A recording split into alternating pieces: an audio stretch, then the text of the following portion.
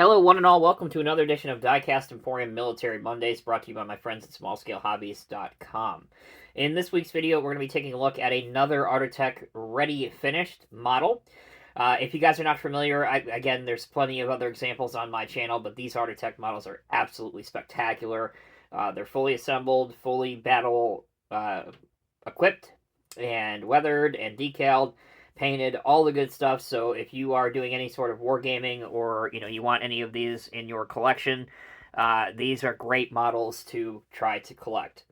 The one we're going to be taking a look at today is the 187 Artitec scale United States M5A1 Stuart Light Tank. This one, as you can probably see peeking through the package, has a hedgerow cutter on the front of it. We'll go into that in a little bit more detail momentarily, but first, here is the packaging. Here is the item number on the side. So the item number is at 387.118 number. All right, let's get this thing unboxed. All right, we've got the Stuart unboxed, and on the spin table now, we can begin to take a look at several of the details on the model. So as you can see, as I mentioned before, it has this spike-looking device on the front of the tank, and that is what's known as a hedgerow cutter. So in Europe, obviously particularly in France during the early part of the war, you have all of these large hedgerows and areas that are sort of signifying farmers' property bounds. Well, that's not great in a combat environment. Obviously, you need to push through those.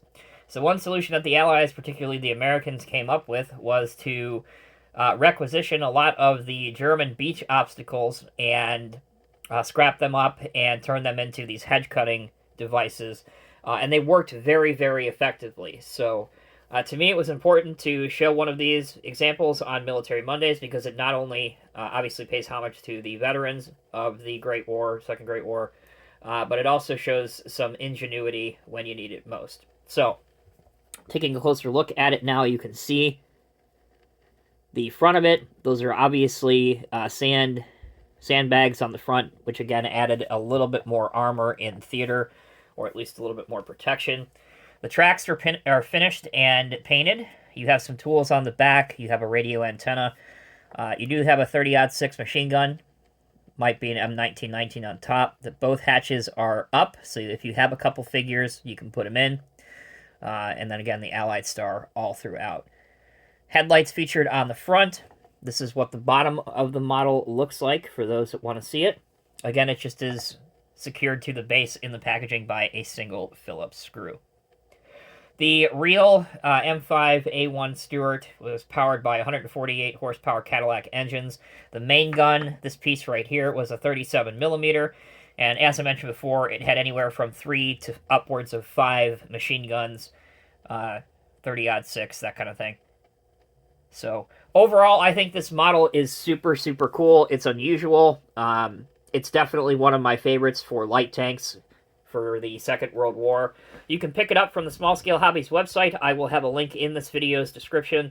At the time that I'm filming this review, it retails for about $53 US, which again, taking into account the amount of money it would cost to buy a unfinished kit, paint that kit, weather that kit, and add decals to that kit, in my personal opinion, I believe that price is more than fair.